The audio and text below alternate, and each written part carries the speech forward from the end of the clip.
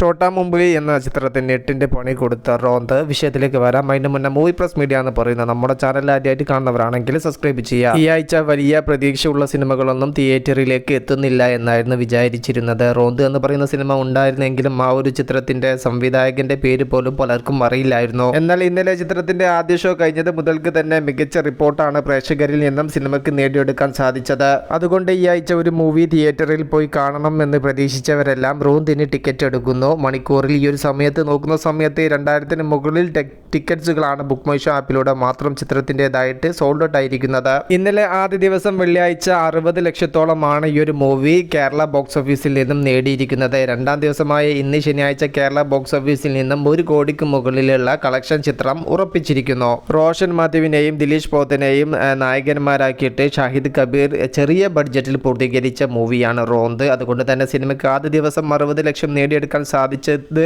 Extra ordinary positive report കൊണ്ട് തന്നെയാണ്. ഈ ഒരു കാസ്റ്റും അതോടൊപ്പം തന്നെ ചിത്രത്തിന്റെ ബഡ്ജറ്റ് നോക്കുന്ന സമയത്ത് വലിയ കളക്ഷൻ തന്നെയാണ് 60 ലക്ഷം എന്ന് പറയുന്നത് ആദ്യ ദിവസത്തേത്. ചിത്രത്തിന് ഇത്തരത്തിൽ പോസിറ്റീവ് റിപ്പോർട്ട് വന്നതോടുകൂടെ കഴിഞ്ഞ ആഴ്ച വീണ്ടും റീ റിലീസായിട്ട് തിയേറ്ററിൽ എത്തിയ ചോട്ടാ മുംബൈ എന്ന് പറയുന്ന ചിത്രത്തിന്റെ കളക്ഷനിലാണ് നമുക്ക് ഇടിവ് കാണാൻ സാധിച്ചിരിക്കുന്നത്. ഈ ഒരു വീക്കെൻഡിലും കത്തിക്കയറുമെന്ന് പ്രതീക്ഷിച്ച ചോട്ടാ മുംബൈ എന്ന് പറയുന്ന ചിത്രത്തിന്റെ ബുക്കിംഗ് കാര്യങ്ങളെല്ലാം നോക്കുന്ന സമയത്ത് കാര്യമായിട്ടുള്ള വലിയ ചലനങ്ങൾ ബോക്സ് ഓഫീസിൽ കൊണ്ടുവരാൻ ഇന്നേ സിനിമയ്ക്ക് സാധിച്ചിട്ടില്ല. കാത്തിരിക്കൂ സിനിമകളുടെ കൂടുതൽ അപ്ഡേറ്റുകൾക്ക് വേണ്ടിയിട്ട് മൂവി പ്ലസ് മീഡിയ. ഞാൻ ജിനുജനാസ്. Okay, by.